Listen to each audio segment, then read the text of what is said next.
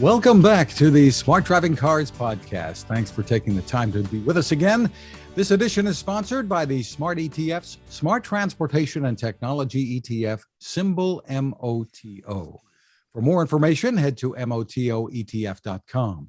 Technical support is provided by CARTS, the Corporation for Automated Road Transportation Safety, a 501c3 corporation. I'm Fred Fishkin, along with the Faculty Chair of Autonomous Vehicle Engineering at Princeton University, Alan Kornhauser. Hi, Alan. Hey, good morning, Fred. Good morning. And with us, we're happy to welcome back transportation consultant and publisher of The Dispatcher, Michael Senna. Great to see you, Michael. Great to be here. Great having you, Michael. Thank you, Alan. Thank you, Fred. Well, diving into The Dispatcher, the lead article is headlined, "The Evolving Business of Powering Our Vehicles." You start out with oats for horses, and Yes. you ask at the outset here, how will they make money setting up and operating electric charging stations? Really a fascinating historical, as always, and very relevant, eye-opening piece here. So, will they make money? They're not. You can see they're not rushing out there to build charging stations. It's a difficult business. I don't know how anybody is going to make money. Those who are engaging and trying to put chargers out there are really trying to put them in the hands of people who will either deliver free electricity to battery electric vehicles or find some way of gaining some advantage by having the chargers. But if everybody who owns one of these cars, and most at this point in time, most people who do own the cars who have bought these expensive battery electric vehicles are homeowners, they are high income, they can afford to put a charger in the garage at their house. So anybody who's putting chargers out there and who's asking people to pay money for it is not only competing with other charging companies, with companies and businesses that are putting chargers in their parking lots or in their employee garages as a bonus for their customers or their employees, but they're competing with everybody who owns one. I mean, anyone who can charge their own car, who can put it in overnight, they've got low rates. They can fill their car up. Some cars take a couple of days. Most cars can be charged almost within a 8 to 10 hour period. So it's a difficult business. And the reason that I started with horses, it's just trying to build up to the point where we had a business concept with oats. Then we had another business concept with gasoline, petrol. And now we've got the continuation of needing to fill the car up with something with energy that it can be used, or the vehicle or the animal. But it's a completely different business concept. It's a completely different idea from horses and cars and trains. Got my trains in there as well. And so far as we're seeing that it's not a slam dunk. It's not that easy to run a business charging cars with electricity. I mean, it sort of looks like it's a lost leader at best out there. Again, because certainly the initial people are going to be doing it themselves. Do I T or do I yourself, DIY or whatever Home Depot calls it, the darn thing. Yep. But they're going to be doing it for themselves. And certainly you point out that with oats and the horses, you didn't have those folks out there growing the oats and so on and producing them, for their horses, and a little bit in some sense maybe for coal, for railroads, because certainly coal mines and the integration of all that and the movement of coal for export and so on, and the power plants, there was a little bit of combination. And maybe we can say also that with gasoline, these were repair shops. Now, whether or not, the the gasoline dealer, was giving out cheap gas so that you go in there and have your oil changed. I don't know. I mean, one needed both businesses to make it a go, but you weren't able to fill up your car at home. No, unless you lived in a farm. I mean, I was in a family for a short period of time, and the family owned they moved out of Basking Ridge into Far Hills, New Jersey. Yeah. The homes of the Forbes.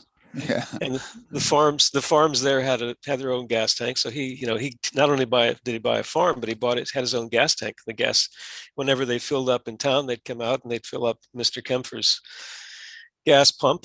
And and of course, that was an advantage because you could argue that gas was going to be used off-road. Therefore, you didn't have to pay the gas tax, and therefore, who knows? Maybe every once in a while, the Ford F-150, or maybe at that time it was the Ford F-149 or something like that. You sort of found its way to use that. Of course, nobody ever did that. But it's a tough business, yes. and you really point out this is going to be a really tough business, right?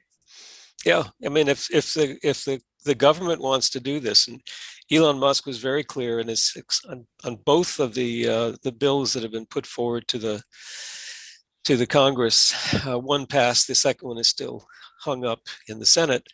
I said, why should the government be getting into this business? Why should the government be spending billions of taxpayers' dollars to promote and even build charging stations? This is something that the private sector should be doing. He's saying that because he did that. I mean, he knew that he was the only way that he was going to get people to buy his cars initially was to put up his own gas tanks. And then that was a brilliant concept by him. I guess we all agree, or many of us agree, it was absolutely brilliant concept because of course nobody else has put them out there, and you don't have them. That whether or not you're going to use them, nobody's going to buy your car because they're going to be afraid to run out, right? Yeah. Well, then the situation still exists. Although I think more and more people are realizing that it's not really, I mean, when it comes down to it, there's so many other reasons not to buy a battery electric vehicle that have to do with more than just the fact that you're eventually going to run out of electricity someplace where you need it, or it's just that you're not going to be able to go to places where there will never be an electric charging station. It just doesn't make any sense. So at the end of the article, what I say is that at some point in time, there's going to be a light that's going to go on, fueled by electricity, in everybody's heads. It says,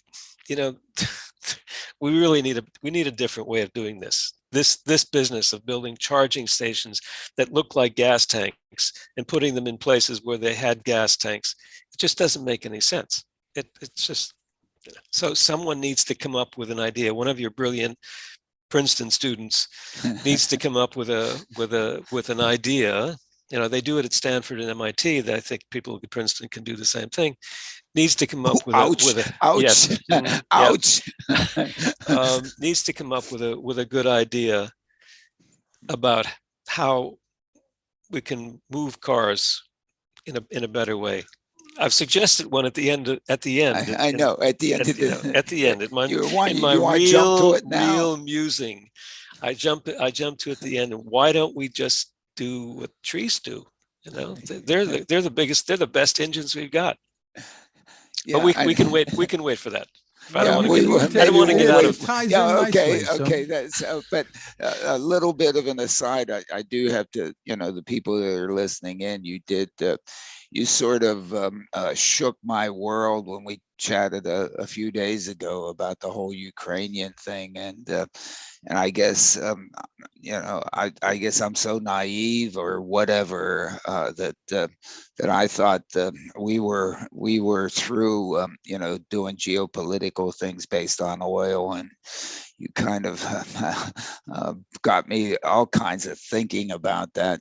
Here we are, supposedly net exporter of oil, and we're still being jerked around about oil, and a little bit how it, to me, it sort of plays out with respect to the charging stations of electricity.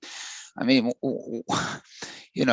anybody that's in business who is subject to supply, buying stuff, always would like to have two opportunities, two vendors out there, two people, so that there's competition. Okay, and here we are now with cars. We've got to have oil, then we're going to have electric vehicles. We've got to have electrons.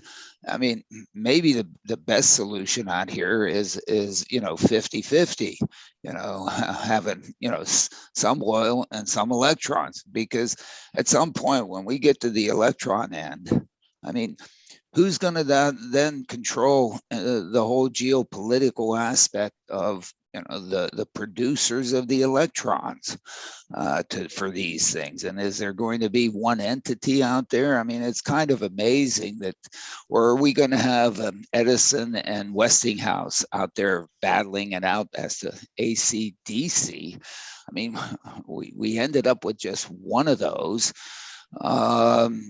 We've regulated the hell out of it, but still, so there's natural gas out there and so on, and some other competitions in terms of energy sources. What does that all look like in the future? I mean, Michael, we have discussed this, and I've written with a lot of help from a number of friends, but particularly Fred Dreyer, right. Good friend of both of ours. Right? Yes. Well, he's become a good friend Yeah. of mine, and thank you for the introduction. Yeah, no, I've known Fred for more than 50 years. Well, I mean, here's a person who has very clear ideas of, not just ideas, but I mean, developing these concepts for all different kinds of applications. But he said from the first conversation that we had that, as you said, focusing on one way of doing something and then forcing everything to move in that direction without really understanding all of the consequences. And one major consequence, if you look at how every country generates their electricity, it's very, very different from country to country, from Germany to Spain to Sweden to Great Britain.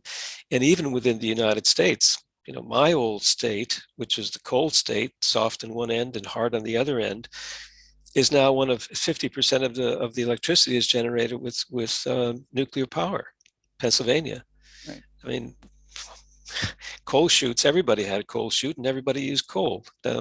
So it does not make sense for us to be forcing everything in a direction without understanding all of the implications.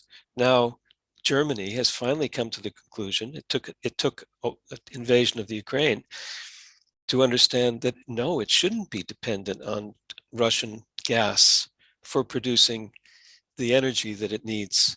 It shouldn't have turned off its nuclear power plants. It shouldn't be just building wind power over the entire country when the largest portion of it, where much of the industry is, including the car companies, have said, we don't want all of these wind turbines here. It's not in our interest. So there's been a mismatch between the environmental groups who've been pushing this, who've come into governments or parts of governments, and now are understanding what the geopolitical implications are when a country like a dictatorial country like Russia can do what it's doing in the Ukraine, and having the ramifications not only in Europe, all of Europe, but in the entire world. So Yeah, someone's going to have to start. what struck me about the whole thing is when I started looking at it, the basic number that at least, pre all this, pre-COVID, 60% of Russia's foreign income comes from oil. Yeah. And that's when Brent sells for $40 a barrel. Yeah. Brent selling yesterday, what, at 110? That means 120. that's now maybe 120. Yeah. That means that 60% has gone up 3x, unless we figure out a way to have Russia not sell it.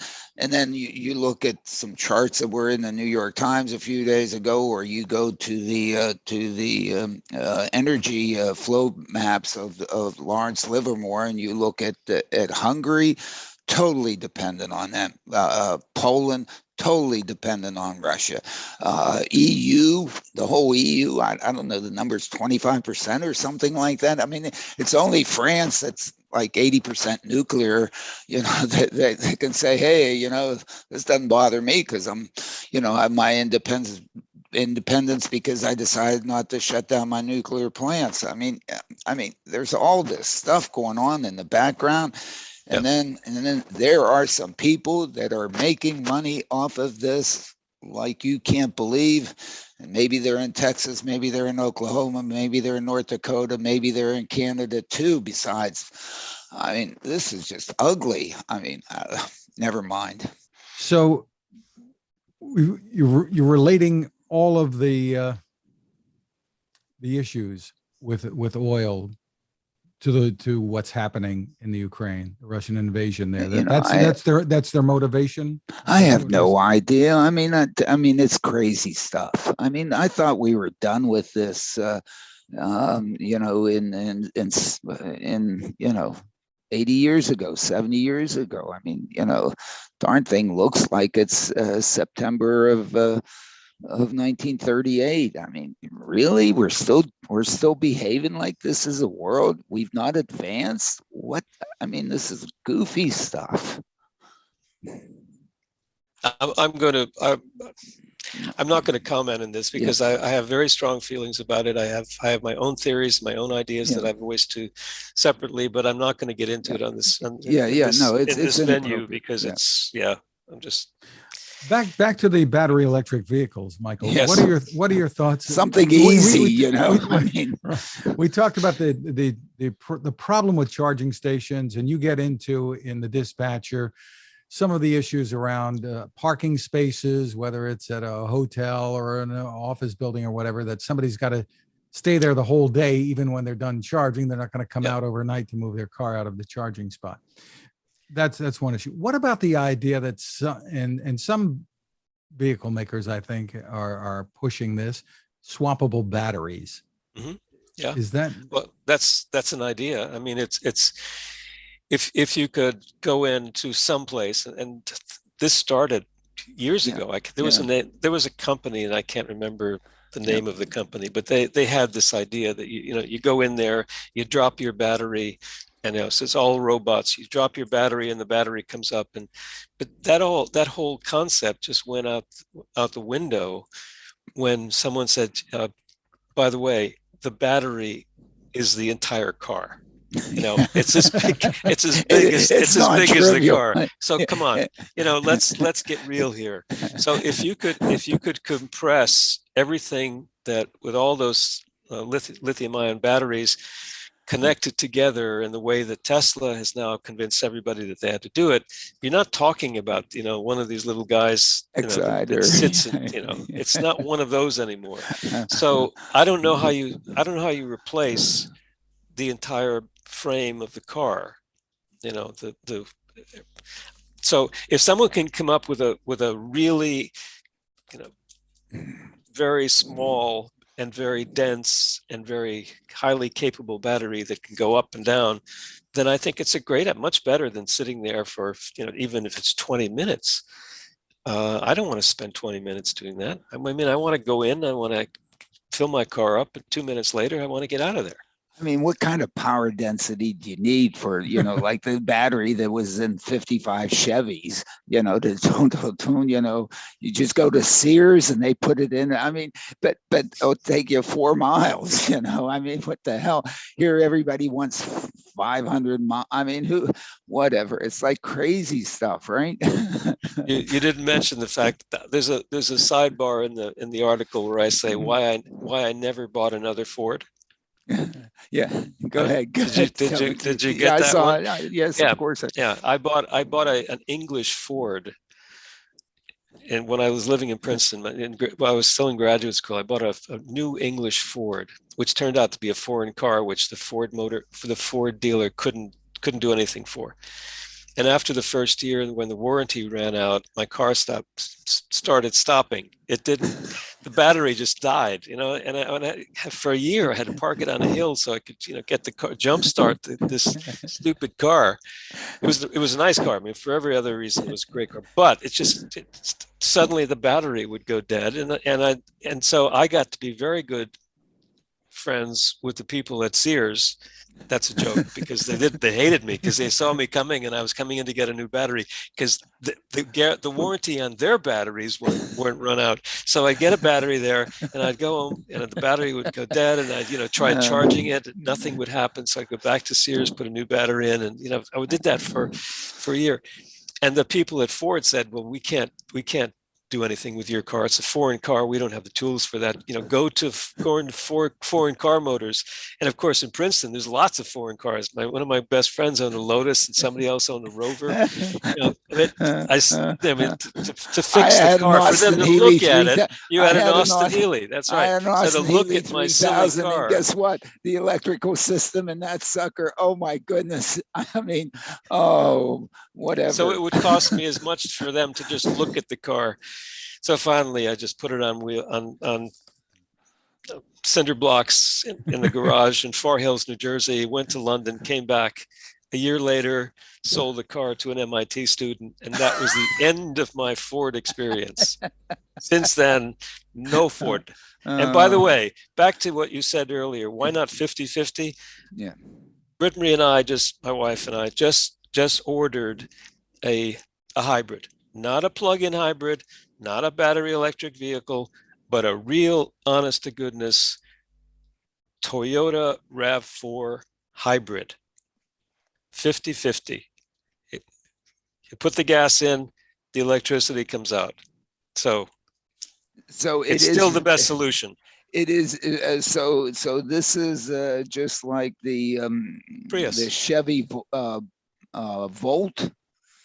I don't know. I mean, in other words, it's a hybrid. Is it operating like a locomotive?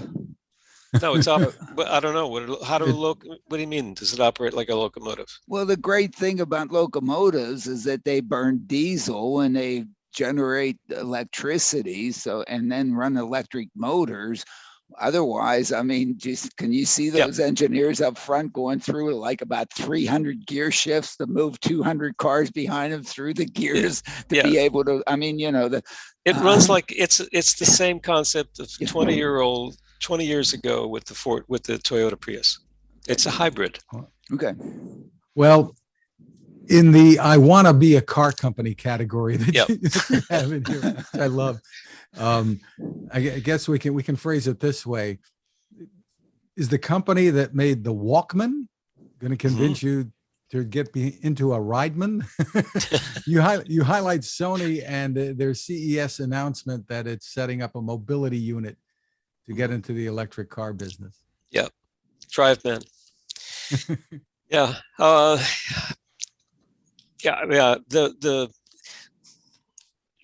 The start of the article was, here comes just another company. And is it what they're doing, instead of trying to build all of this themselves, which would take something like Tesla and 15 years to get to a point of having a car?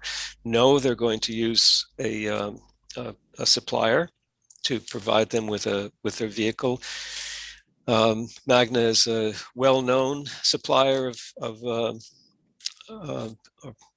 manufacturer of cars. But the point is, like most of these, what I call wannabes, they want to be a car company. You But can put including Apple in that basket Apple, too, I of suppose. course. I mean, all of these companies, could they potentially produce a vehicle that can go out on the road and drive around and you can actually drive the car? Yes. What percentage, and I've never been able to put a total on this, but what percentage of the total driving experience is that part of being able to get in the car, turn it on, drive it away? From my standpoint of having been a car owner for quite a number of years, it's a very small percentage. I expect that any car that I buy, I'd be able to get in it, turn it on and drive it away. It's all of the other things, the things that when things go wrong, when I need to have something done, let's say a recall, for example, these companies, and I've seen them, I've seen how they've approached these problems, and they don't even consider it until it's now we have to sell the car. Well, how do we sell it? Oh, we'll put it online and we solve all that problem. But, oh, well, it's different in Pennsylvania than it is in Massachusetts and also in Sweden versus here. All of these things that I've mentioned in this article, and I list them. Here are the things that all these companies need to consider. Here's where they've fallen down dramatically.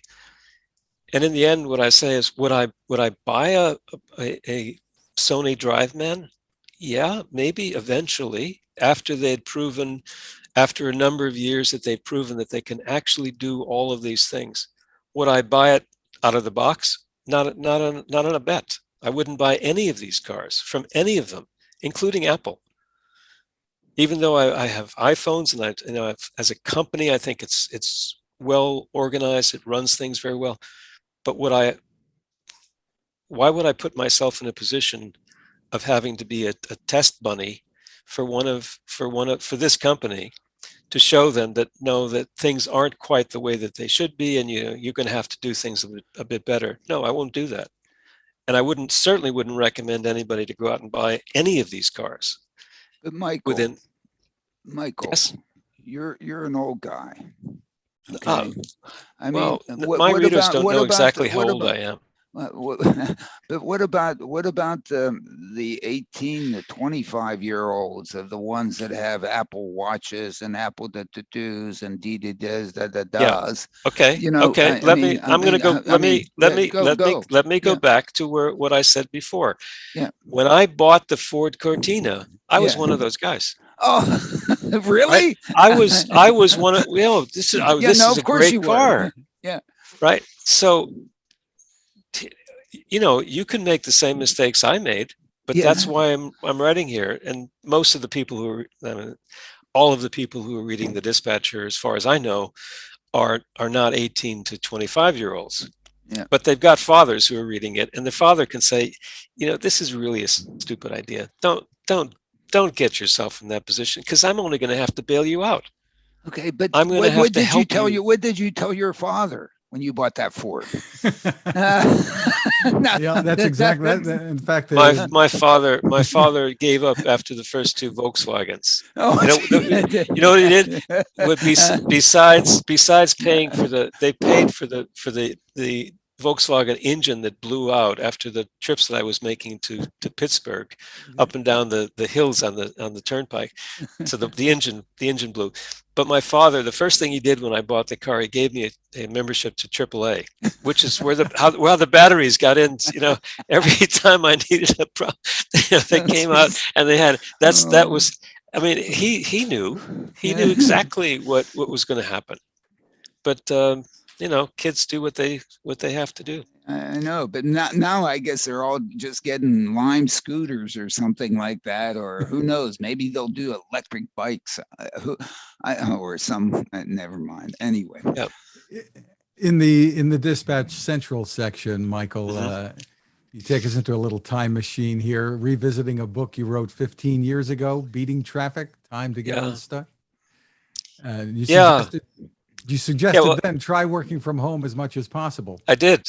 Yeah, I did, but that was unfair because I mean, when I started my own business back in 1996, I was still working for Volvo, and then I went back to my own business, and my office was in my home, so I spent most of my time with clients traveling around the world. But when I was home, I was home. I mean, I was in my office at home, so it was a little bit, you know, I can do this, but I'm not going to tell you I'm doing this.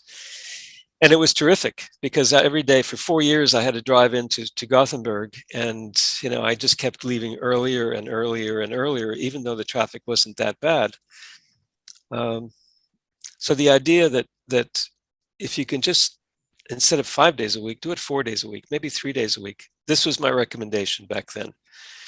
So I revisited it because for the last 2 years, many people have been doing exactly that. They've been working from home. They haven't been making the commute.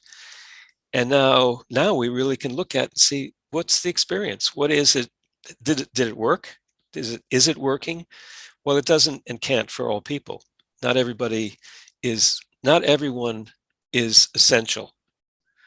So the essential people had to be at work. They had to make that trip. They had to, continue doing the sacrifices. But there are enough of us who are unessential, who can work from home. And gee, it really has made a difference. It's made a difference in people's lives. It's made a difference in the way they're thinking about where they would live and how they would live. So the numbers are coming in, and we'll see how this works. If it continues, or if people and businesses say, well, we really do want you here, and that whole business with pandemic and you working at home. But if you've got 20% of the people in the New York City area, just 20% of the people in the New York City area or the London area working from home, you can eliminate all of the eventual congestion charges that New York will charge and the ones that London are charging. Because if your real objective was to reduce travel and reduce congestion, people working from home have already done it. They've done it for you. So take away all those tolls, all the costs associated with it, and let everybody do what they should be doing, which is using the roads that they paid for free.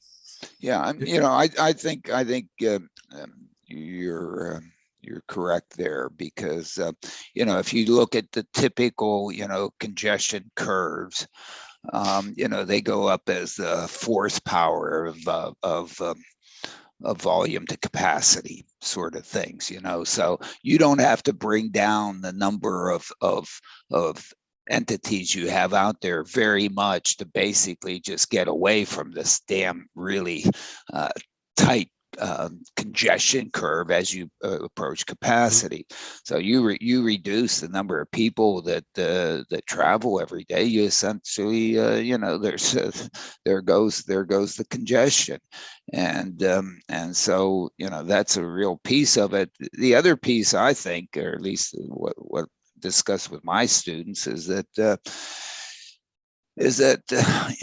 stock market really did really well until the goofiness of whatever, and I think it's because the numbers that came in by the companies that basically have people that deal with information or either on the phone or on the keyboard most of the day. Those folks stayed home, and probably because those companies did so well, apparently, if the market isn't completely manipulated, their efficiency must have gone up. The labor input required to get a certain amount of output was reduced, which that differential money just goes straight to the bottom line in terms of profits. And they've learned that they can reduce real estate costs in many instances. And then there's some real estate costs. They may have paid it anyway, or who knows, that may not be, but in many corporations, it's it's the labor cost that's the big element, and that's where you need the productivity and so on and so forth. And I think they found it to be more productive, and the people maybe more well, of course, did more, output more for the amount of input that was put into them. Yeah. And I mean, to me, I think, and just, again, just trying to open my eyes as to what I can see for when I read, is that, people, instead of, sort of devoting, 7 a.m. to 7 p.m. or something for working with two ends out there, for commuting, and total waste, whatever amount of time you're on New Jersey Transit or Metro North or the Long Island Railroad, or all those things that go to like I say, gold mine sacks on Wall Street. I mean, my goodness, those folks, instead of 7 to 7, they were probably available 6:30 to 9, did some other things in between, and ended up putting in, much better and more efficient time, throughout the day, and probably were happier campers if you could possibly shed all the other crap, I'll say, associated with COVID. So all of a sudden, this opportunity to work at home, the opportunity one has with Zoom. I know that the number of times we've been able to interact because we have Zoom. I mean, oh my goodness. I mean, what a wonderful innovation that's come to us. It's not as nice as being with you personally, both Fred and Michael, but how often do we have a chance? Fred's down in central, number of miles away. I'm in Princeton. You're in Sweden. We do this, and it's almost like being in the room together. It isn't love to be in the room with you, but I think that's what all these companies have found. My goodness, we don't have to bring it. We don't have to make them suffer through that commute. I mean, that is just. I'll just say one thing here before we move to what the reason for writing this article at this time was to say there are solutions to problems that are not necessarily the most obvious. Right. So when I wrote the book, I was looking at how do you, as an individual, how do you beat traffic? Because you are both the problem and the solution. Right. What can you do to remove yourself from being the victim of traffic congestion, and by doing so help other people who are also victims of traffic congestion? But this identifies that there are solutions to problems, but we have to think about what exactly is the problem. If the reason we put on congestion charging is not to reduce traffic congestion, it's to make money. It's to earn money, which is what Stockholm, what Gothenburg is doing in order to be able to get money to build another tunnel under the river. That's what they're using the money for. I don't know what London is using it for, what Stockholm is using it for, but if you're saying we really want to do this because we want to reduce congestion, understand first what the problem is that you're trying to solve. Is it a problem for everybody, or is it a problem just for you as the administration? And then look at different solutions. And traffic congestion isn't solved by congestion charging. We see that, we know that, because they just keep raising the rates. What it does, what congestion charging does, is it takes money from poorer people, and it opens the roads for richer people, because they can afford that. Whatever the toll is, they can afford it, because poorer people can't. And that's also part of what we're doing in Trenton, looking at solutions that inhibit transportation. There are no congestion charges in Trenton, but there are other kinds of charges. So I mean, I'll get off the absolutely. Stand. You look at these things. That's absolutely the case. Have I done it again? You're really what you're doing there is it's not even that the rich can afford it. The rich can write it off. They have somebody paying for it. They're using other people's money to do it. I mean, and you go, whoa, okay, many of them are doing that. And of course, the poor who maybe need to go to work because they need to go dig a ditch. And if you need to dig a ditch, you got to go to where you dig the ditch. You can't just do it on your keyboard. All right. And my goodness, anyway, you said it perfectly. Yeah, it's yes. We'll be back with more, but this is a good time to remind you about our sponsor, the Smart ETF's Smart Transportation and Technology ETF, symbol MOTO. To get more info, head to motoetf.com. On the website, look for the white paper. It's called the Smart Transportation Revolution. You'll find it under the Insights and News tab. Some great information there that can help you make informed decisions about investing. ETFs, you probably know, can be a smart way to spread risk with investments. Maybe focus on a particular category of stocks. The website again is motoetf.com. We're back with more of Smart Driving Cars and our guest, Michael Senna. Michael, in the March Dispatcher, I want to turn to the section of your musings here, because you alluded to it a little bit earlier about us emulating trees, I suppose, in powering our vehicles and homes, perhaps. Tell us about it. Well, it's like I said earlier, that there's not one solution to a problem.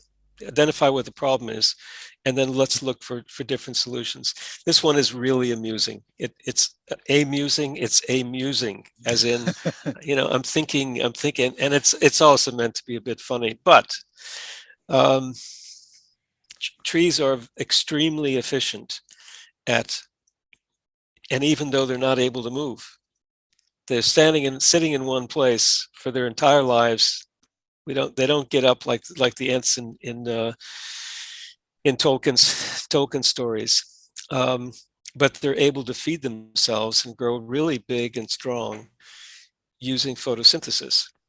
Now, is it possible for us to think about eating the carbon dioxide that's in the environment, using that to drive our vehicles? Well, it's a little bit more complicated than that, but it's not all that unthinkable. There are people who are actually working on this concept, and that's what I pointed out in the article. Some people are calling them crazy. They're saying, it's like the hydrogen thing. It's just around the corner, except the corner keeps getting further and further away. But what if we could actually do two things? I don't want to say kill two birds with one stone, but if we could kill two birds with one stone, take the carbon dioxide out of the atmosphere and use it to power our vehicles. If we had more trees, if we fill the entire surface of the earth with trees, maybe we could do a better job of pulling more of the carbon dioxide that we've put up there during the last 150 years, because that's the bad stuff. It's not stuff that's coming out of my car right now. It's the stuff that we put up in the atmosphere 150 years ago in the Industrial Revolution. We forget that it's like, oh no, every problem is the car that's there on the road today. Well, it's not. It's a thought. It's just it's amusing for others to think, well, maybe we can do something here. Again, but back to one of your students, Ellen. Yeah, and you do point out that when you compare, using our petroleum sources, that requires one set of propulsion motor. If we switch to electricity, we need a different motor. And you do point out in there that if we do this, we're probably going to need a different motor. And yes. And I guess the Thomas Edisons or whoever developed the motor, haven't shown up yet. It's not an Otto cycle, probably not. It's not Otto or one of those guys. It's hey, maybe one of my students. I want 10%. Okay. Yeah. As I tell them all, when they think of stuff, I say, hey, I want 10%. Well, we have a couple of other headlines Sure. to get to. Ford splitting into two auto businesses, one for electric cars, one for combustion ones. The electric unit's going to be called Ford Model E. It stopped Tesla from using that name. They wanted to call the Model 3 the Model E, and Ford stopped them from being able to do that. But what do you think of the idea of them Well, dividing? I think it's a great idea. Why don't they create three? You know, those two plus driverless. You know, and come to Trenton and let's actually provide some good mobility for everybody. I think I call for three. On that note, the New Jersey Department of Transportation has received something like 20 responses to the RFEI request for expressions of interest for Trenton Moves, which we've been talking about for many months now. Yeah, and spent, I guess, much of last year sort of preparing for it with the fourth summit that we did over, what was that, 16 weeks or something on Zoom. Did we really do that? I guess we did do that. Yep. And so we're looking to have a fifth one to continue the whole process. But from whatever perspective I have, I think I think New Jersey DOT got a nice return of things. It is a request for expression of interest, and so whatever anybody submits to those kinds of things becomes public information. And of course, New Jersey DOT has made it public. I think under full disclosure that is. For some, it's a way for them to basically let everybody know how good they are and what they can do. And for others who maybe are also pretty darn good, they may wish to not submit to this kind of thing because there's intellectual property involved and so on, and they would prefer not to have that just become public, I guess. I mean, and so moving forward, I think there's a lot of good information that was put out there. There's good expression of interest, at least by some. I think that it's been my perspective that the Trenton Moves is very different than what most people have been talking about with respect to driverless vehicles. The equity piece is absolutely key. Of course, safety is absolutely key, and to be affordable. I listen to Michael and say, hey, we should look at all ways to become affordable. But if I look at what it takes to provide equitable, high quality mobility, if you have to if you have to have a human in there to provide it, humans are expensive unless you get them to work for free and whatever. And who wants to do that? Everybody deserves to be properly compensated for their contributions to the labor force. But if you start properly compensating people to do these things, it's tough to make them affordable. I mean, if it was easy to do that, it would have been done, 100 years ago. We'd have, equitable, high quality mobility for everybody, for 100 years. In some sense, we have been able to do that for those who both have the capability and the money in their pocket to buy a car, and they do it for themselves. And we know that when people do things for yourself, you don't charge yourself. So the driver is free. In fact, everybody that tries the Madison Avenue and the madmen who have been selling these things to us that got Michael to buy his Ford, said, "Oh my goodness, look at how great this thing is." And Michael looked at the how much it was going to cost him and so on, how much money he had in the pocket. And when he did the cost benefit analysis, I don't believe he said, "Hey, my time is worth. I should be getting paid to drive this sucker." No, I don't think that went into the equation. And so all of a sudden, Michael worked for free. but he was going to get so much entertainment out of exchanging batteries in that car that, my goodness, free's great. I don't need to be paid. I get the entertainment of changing batteries. Exactly. But if you're really providing mobility for somebody else, that's tough. So to me, that's what's the great opportunity of all this technology that supposedly is going to now get a computer, to do it. Probably one like this may end up being even cheaper than this guy because it's expensive, but whatever to do it. Whew. Well, we're going to be talking much more about this at the upcoming summit, which is now, it now looks like that's going to be taking place in early June because of a number of factors that right. I mean, Jesus, we're not able to take our masks off in Princeton until March 14. Okay, when all the children come back from spring break. I mean, Princeton's calendar has changed. For some reason we moved it up. The poor kids are going to go, I guess Friday, tomorrow they head down to Fort Lauderdale. Just seems to be early for Fort Lauderdale. I hope the water's warm, but whatever. Or maybe they don't go to Fort Lauderdale anymore.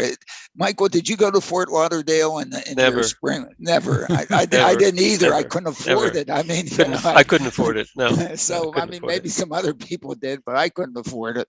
But that was sort of, I guess, the dream. So they do that. The spring break is next week, but when they come back on campus, and just from the dean of the college yesterday, got the email that masks are optional. Oh my goodness! I sent her back. Thank you. Yay! I don't know. That's just my view of masks. Well, instead of Fort Lauderdale, how about Pennsylvania, Alan? Another headline here. Yeah. Pennsylvania's first automated shuttle is coming to the Philadelphia Navy Yard. Going to be built by, I think it's Perrone Robotics or a company there. You have that in the newsletter. Yeah. Again, to me, the key of all of this is that at some point we have to get to driverless. Because unless we can pull the driver, then what's the automation in there for in the first? I don't know. But this doesn't talk about that. It talks, it's as if the aspiration is the I don't know, the clickbait or whatever of driverless. No, it should be high quality mobility that's affordable. So when the money runs out from whoever's promoting it in the first place, it can stand on its own, and it's a business that can continue on, and you can continue to serve lemonade at your lemonade stand, as opposed to it being, somebody having to go, as I like to say, alms for the poor for this. We, in some sense, some of the so-called public transit the public should be an equitable thing. Everybody has access to it. It's for everybody. It doesn't mean that somebody else pays for it. Okay, I don't think to me it's the wrong connotation of the word public. Michael, any thoughts here? Well, I'm behind the eight ball on this at the thing in Philadelphia. What is the? It's something to go from it's a last mile thing from a transit stop on SEPTA or something to the Philadelphia Naval Yard to I get go back and forth, and it's good mobility and so on. And for who's using it? Who's actually going to be using it? I think if you read and again, it looks like it's an alternative to the way people get back and forth between those things now. And how do they get back and forth? They walk, or there's another bus, or there might be another shuttle, or there might be, or they might not even use the transit system, and they're using their cars, and somebody thinks that now they'll use SEPTA to go there, or I'm not sure what the demand is. It's it's like many of these things out there that is a demonstration of a technology, and I don't mean to be pejorative, but it's almost like a sideshow, a carnival act, uh, Yeah. as opposed to mobility. My goodness, it allows me to get there easier, better, and I think in the end cheaper. The price is really important, and And but the it's not, price has it's, to be sustainable. And if the yeah, price requires all of us to continue to subsidize it and continue to go to Washington or go to Trenton or go to Harrisburg and whatever and get money for these things, or go to City Hall in Philadelphia, you know, to me, the whole the, the challenge with public transportation, it just seems like it should be so good that in fact people want to use it and reach into their pockets as best they can to use it, and be so darn inexpensive that they don't have to reach deeply in their pocket to get a lot of value. yeah. And be able to do that without all this subsidy thing that's out there. And of course then it's all about generating subsidies as opposed to providing high quality mobility that's affordable from the get-go, from the production end of the thing. So the point is, you start with what is the problem that you're trying to address? What are the possible solutions? And what are the alternatives that can meet the objective, solve the problem that you're trying to solve? And if all you're doing is putting something in there to demonstrate that you can have something that can drive along without somebody actually steering the thing, why put it into a position where it's affecting people's lives? I mean, I need to get to work. I'm not going to be part of a demonstration. I don't want to be part of a demonstration. I just want to get to work. If it's going to help me do that, do it. If it's not, as you said, it's a sideshow. But take a sideshow someplace like Las Vegas, where people go to be parts of sideshows, but don't do it in the Philadelphia Naval Yards. I think it's silly. Maybe that's why I probably saw something come by me, Yeah, driverless in Philadelphia Naval Yards. It just went, no, but went they didn't right by talk me. about. They didn't do driverless. The word driverless never appears in anything I saw in this, and none of the objectives. It's about automation. Yeah. Well, Okay. they use the term autonomous to be synonymous with there's nobody behind the steering wheel, and we know that's not true. We know that's a misuse of terms. Yeah. I mean, the last e-letter, I think probably everybody decided to actually send me to spam, absolutely, because I just went I went over the edge on this thing with Reuters going out there and just basically using words that imply something, that should imply something, that are not part of the darn thing, and just to be able to get people to, oh, I think maybe I'll read this, okay, or something. I don't know what their objective is, and this is Reuters. Come on, I mean, use, at least, or go to Webster's, get them to define this darn thing, and if it is level 4. And it's SAE level 4. SAE level 4 says there's no driver, there's no attendant, the darn thing works, it's safe, nobody needs to jump in there, there are no disengagements, people should trust it. It's like an elevator. Again, I always jump in with that. Okay. But in that case, what you're talking about is it's driverless, but it's only driverless in a certain area. The operational design domain is defined. If you have a completely driverless car that goes everywhere that my car goes today, including off-road, but all right, let's just say it's just on any road, then that's completely driverless. So you have Yeah. driverless that only works in certain areas, and driverless that works everywhere. And then right now, then there's non-driverless, in which there's some sort of automation stuff in there, but you got to have somebody in there. I got to be paid because darn thing doesn't work. yeah. So it's a question people call autonomous cars, and they use the term for everything when they should be doing something else. So, Well, Fred, to answer your question, from my perspective, I think it's a waste of people's time and money. But it's the people who are using it that are getting their time wasted. I've seen so many of these demonstrations, and I've been on them. I mean, I've been on those little things that are moving around at 5 kilometers an hour. There's like pointless. There's just no reason for doing this. Well, I think. I think, we can do some of this, and we can call them, tests. We can call them demonstration. We can call them, PhD dissertations. We can call them, we're trying to learn. That's fine. Okay.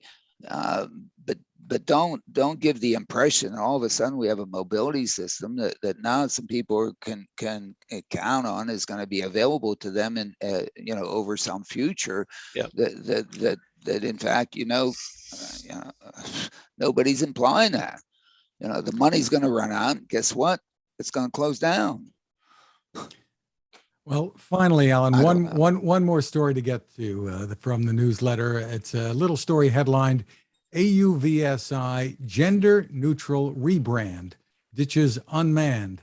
Unmanned is being replaced by uncrewed by the Association for Unmanned Vehicle Systems International. And it's not going to be called uncrewed vehicle. I mean, I am thrilled that they are doing it. I have been, in some sense, campaigning for this for I don't know how many years, or I didn't campaign for uncrewed. I just campaigned for it. I mean, how can you be at this day and age in something that you call unmanned? It's and sort of have that as your name is the holy mackerel. This is as good as a man could do it. I mean, to me, I don't know. It just bothered the heck out of me, and unfortunately, I probably misbehaved in the way that it just, for at least to me, just never sounded good. I mean, what we would all like to be is, at least gender neutral, or at least somewhat embracing. To me, it just sounded derogatory. And I couldn't imagine, a female, going and being proud to be in the unmanned vehicle business. I don't know, just sound, I don't know, to me. And that's, I guess, because I'm just weird. Okay. But I am elated that they changed the name, whether, I like uncrewed, as I suggest in the e-letter, we better say uncrewed vehicle systems, 1,000 or 1,000,000 times, so that it sort of, we forget about. We have to specify how we're spelling crude, don't we? Oh, geez, I didn't even think of that. Oh, Fred. Oh, no, I'm not. Well, now. Or we could say that's one small step for cruise. Oh no, yeah. Fred! One giant leap for person kind. I don't know. It's tough. It's tough, but to me, and it comes out of I guess the fighter pilot, business or something like that, or whatever. Because of course,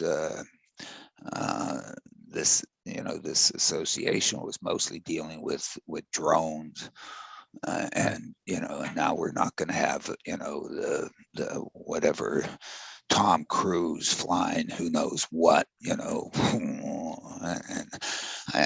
I don't know. Again, I'm sorry, audience. I'm just weird on this one. But I am elated that they've done that, and at least making a step here, because it just seemed to me this was a a title that in my mind is weird, seemed to exclude women. To me, it just sounded like, get out of here, go back in the kitchen. But that's me. Well, Michael, we want to thank you once again for spending time with us. Really terrific. We appreciate all of your thoughts and the dispatcher. We encourage people to go find it at michaellsenna.com. Thank you, Michael. Thank you. Great to be here.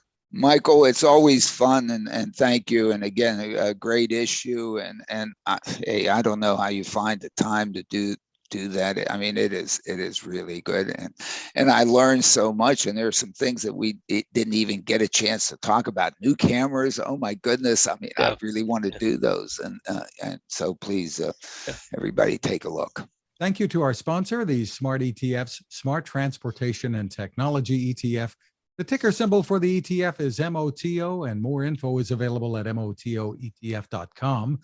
Technical support is provided by CARTS, the Corporation for Automated Road Transportation Safety, a 501c3 corporation.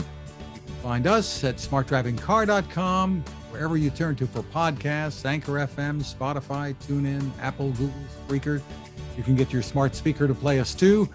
You can find my tech reports at textination.com. I'm Fred Fishkin, along with Alan Kornhauser.